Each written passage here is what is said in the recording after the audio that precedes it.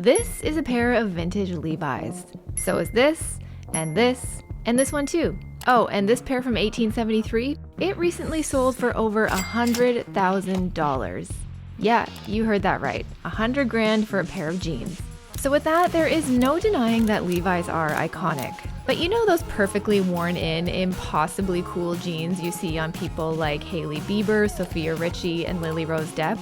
I'm gonna let you in on a little secret. They're so good because they're vintage. There's just something about a pair of vintage Levi's. The way they fit, the way they mold to your body, and the fact that no two pairs are ever exactly alike. So if you're truly on the hunt for your perfect pair of Levi's, I think it's safe to say that vintage is the way to go. But here's the problem.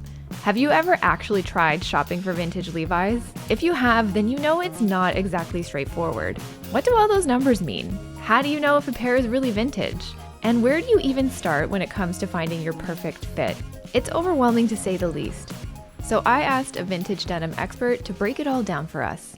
I have Maria from All Vintage Denim here to talk all things vintage Levi's, vintage denim. Maria has an online shop called All Vintage Denim. You guys know that I have been shopping from her for years. I love supporting her small business, but it can be overwhelming to know what you're looking for, and there's so many different things. So we'll show you what a bunch of different jeans look like on and how to find your perfect pair of jeans. You ready? Yeah, I'm excited. Yeah, me too.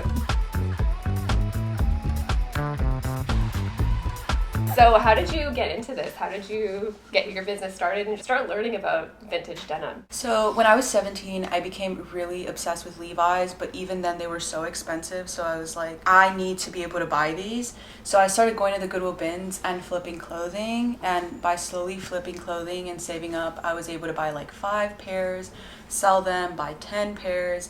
And I've accumulated now about 2,500 pairs of Levi's. Oh my God.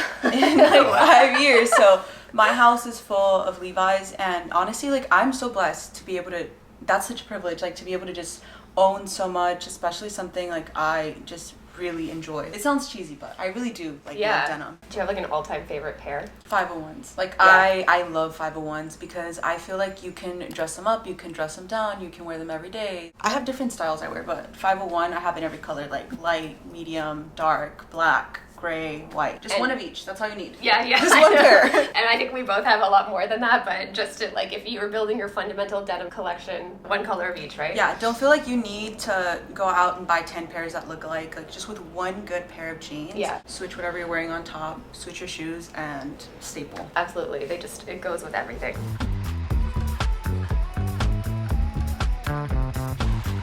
Why does everyone love a 501 jean? I think it's because it was so classic. Like, 501 was originally a men's jean, so it was worn by minors, and then it slowly started getting transitioned into, well, the jean I'm wearing is like probably not even like a women's style, it's a men's style of 501, but it's just so classic. It was one of the first pairs, like, styles that they came out with before they started transitioning into like 512s, 550s, orange tabs. So I think it's just classic. Like, it's just iconic. Yeah. Find a pair of Levi's at the thrift, like, what should we look for? What are the important things to know? If you're just starting to find jeans and you have no idea if a jean's real, if a jean's fake, you don't know any styles, the first thing I would look for would be that it's made in USA. So on the back of the tag right here, you can see that it says made in USA. Just right off the bat, if you don't know anything else about jeans, made in USA, that automatically tells you that it's made prior to 1995. So these are going to be 90s. Okay. 90s to 2002, I believe. So for dating them, if you look at the inside of the tab, the first 2 numbers right here, that's going to be the month, and the next 2 numbers are going to be the year. So June of 1998, that's when these were made. 550s are kind of dated differently.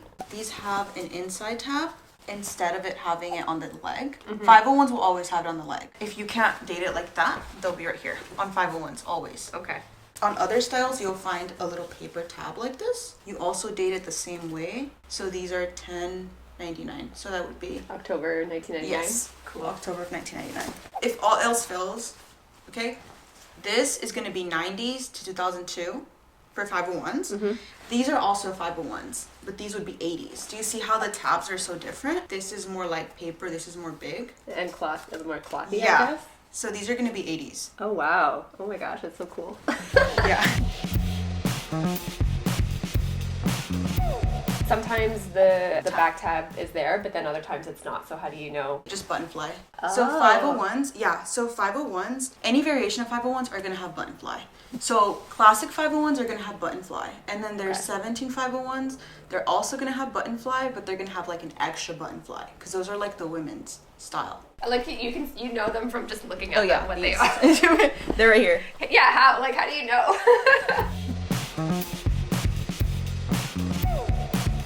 If you hold up a pair of 501s, this is how I know just by looking at them. These are just straight. Do you see how the lines are just straight?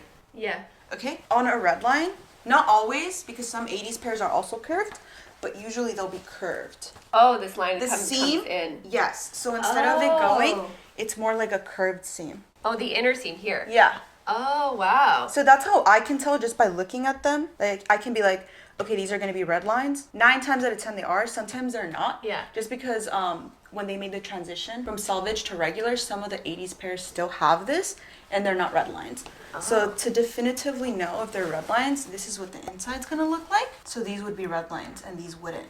This can determine if you have like a $3,000 pair of jeans or a $200 pair of jeans.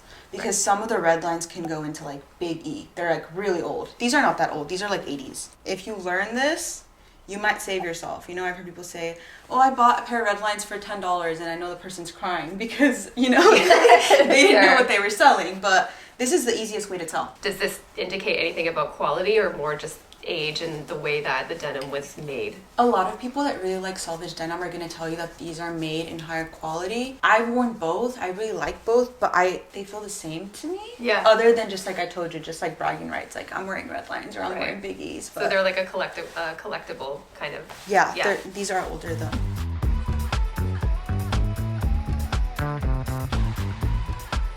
I think what a lot of people get overwhelmed with, and even at the beginning when I was first getting into denim, was like, what do all these numbers mean? 501, 505, 550, 560. Can you just quickly break down what the difference is between the more popular fits? The number just means like the style of jeans. So if you have a 550, that's going to be a high rise, usually 11 to 11.5 rise. It's going to be more tapered and it's going to have a zipper closure. As you can see with these, more high rise, zipper closure, and more tapered. With the 512s, you also have a high rise. You also have a zipper closure. It's also tapered. It's slimmer. 501 is going to be a mid-rise, 4-button closure to 5-button closure usually, and it's going to be a straight leg. 505s are going to be a mid to a high rise. They're similar to the 501s, but they're usually higher rise, straight leg, and slim fit also. Okay. Zipper closure instead of the button closure. So it just means the style, and there are so many different type of styles. Like even these that I was showing you, these are $569, and usually also inside of the tag, it'll describe what the fit is. So these are going to be a loose fit with a straight leg, and then if you look at the front, it's zipper closure. One thing I will say about the vintage denim, and I wish you guys could feel these, like it's just how soft and just delicious they are. I don't know, until you try like a pair of vintage denim on, I just think you don't know until you know. But they won't always be this soft, guys. Yeah. Just letting you guys know. Some are more broken in, some are newer, some are dead stock. Sometimes people will buy jeans, they'll be like, I want them to be like that soft, like really, really soft like denim. And I'm like, the person that wore those probably wore them like every single day for like 3 years for them to get so like soft, like these. How these are like so. Distressed or non-distressed? What do you like better? I just like clean pairs of jeans. That's mainly what I sell. I do like wearing distressed jeans, but I noticed that when they're already so like openly ripped and I'm like bending over something, they'll tear. Yeah. So that's why I just prefer them just to be like really clean with like no hose, just because I'm moving around a lot and I know I'm gonna tear them. More versatile styling, right? Yeah. Cool. So this is the first pair of jeans that we're trying on, and you just handed them to me. You knew that they would fit, which is crazy. So these are going to be a W32, L32. So you had told me that you were a 29 waist, but you like them looser. So I went up 2 sizes. So this is how they fit. Okay. This would be a mid-rise, classic 501, straight leg, all the way down. So so these are 501. These are my favorite pair. Is this a size 32? Mm-hmm. It is? Tag 32. Can we talk about that? The measurements versus what's on this tab. Is that the same? Because a lot of people tell me, and a lot of the comments that I got when I told people that you were coming was, why does vintage denim fit so much smaller than what the tags say? So vintage denim shrinks. So usually 1 to 2 sizes from what it's tagged. So this one's tagged 32. Yeah. So it's going to be around a 31 to a 30. Waist. Yes. Inch waist. Okay. Yes. So that's usually just by like looking at them what they're gonna be. Yeah. But sometimes they shrink even more. But it's usually 1 to 2 sizes. So don't go based off what it's tagged. So if you're 32 waist, don't be like, I'm gonna buy these because it says 32. Right. Usually it's not true. Okay. It doesn't correlate with the actual measurements. So you're always gonna want to go exactly by like the inch on the measurement. Yeah. Yeah, let's talk about that. In terms of what I sent you, so you asked me for my measurements, and I actually sent you kind of the smallest part of my waist, the widest part of my hips, and then my inseam all the way down. But Maria knows that I like more loose, more chill denim, so she brought me some that were sized up. Yeah, a little bit bigger, like 1 to 2 sizes. Yeah, so this is more, I want the more like relaxed, a little bit more loose, kind of like stole my boyfriend's jeans. Like I put in the work in these jeans to make them fit this way, you know what I mean? Yeah, to get like worn in and like soft. Yeah, so if we went with like the 29, then it would have been more of like a perfect fit of denim. Yeah, so it would have been like really fitted, which a lot of people like because it gives you like the illusion of having like a bubble butt. Like it's like really, really the fitted. BBL jeans. No, yeah. It's like so fitted, and that's why so many people like the exact sizing or even sizing down on 501s because they want the illusion. They want it to look perfectly, you know? But I just prefer them like just a little bit looser. Yeah, you know? me too. I've been wearing these, so that's why they're like a little bit like looser. Yeah. But if I throw these in the wash, they're gonna shrink. They shrink about like an inch, maybe. When you wash them. Yeah, because I wash them. I know people are gonna be like, don't wash your jeans, put them in the freezer. I'm gonna wash my jeans. I'm so sorry, guys. Like, I go out, I play with my dogs. Like, my jeans need to be washed. So. Okay, and do you air dry them or do you put them in the dryer? No, I put them in the dryer on hot. That's why mine shrink, yes. Oh, okay. Yeah, but I don't recommend doing that. If you like how they fit, do not do that. So how should you wash them if you like how they fit? Okay, just put them wash on cold and then just like air dry. Okay. That will cause them not to shrink. Okay. But yeah, if you're washing them on hot, they're gonna shrink. But once you start wearing them, they're gonna break come again. out again. Yeah. So, okay, so you sort of repeat that cycle. And I think I watched a video of yours where you were soaking a lot of the denim, and you mentioned not, if you want to preserve this tag, don't get this wet. Yes, like you guys can see these jeans, how crispy this color is. It's because I wash them with OxiClean. So I soak them in OxiClean whenever they have stains, so they come out like really, really clean. Not sponsored, but yeah, not sponsored, but OxiClean sponsor me. But right. If you soak them in OxiClean and you put this in there in the water, it's gonna eat it. Okay. The OxiClean eats the tag. So then when this comes out of the OxiClean, it's just completely blank. There's nothing on it. Oh, okay. Yeah, so if you want to preserve the print, then don't get that wet. Just put it like on top of the water, but don't put it in the water because it's gonna eat it. Okay, got it. I'm telling you guys right now. So these are 505s. 505s. So they're a little bit more upsized than I would typically go for, but the 505s are still very, very good. So what the main difference between these and the 501? It's going to be the zipper closure and then how much of a higher rise these have. So these are going to hit above your belly button. Okay. They also have a straight leg and they have a slim fit also. So if you like a slimmer fit, straight leg, and if you're not a fan of the button fly, then the 505 is what you want. Perfect for you. Okay, cool. So what do I have on here? 550s, and these are going to be a high rise zipper closure, tapered leg. Mm-hmm. Would you describe these like a classic like mom jean? Yes, like a mom jean. That's the perfect word that I was looking for. Yeah, so the 550s and the 512s usually get confused, but these are going to be more relaxed in your hip area, so you have more space to move around. Okay. With the 512, it's going to be like way more slimmer. Yeah. Down the hips. So 512 is more like a skinny jean, I guess. Yeah. Yeah. Way slimmer down the hips. So if you have bigger hips, you'll probably want to go with 550s. There's like a special thing on the 550 tag that comes up a lot. So a lot of people ask me what the S, M, and the L mean.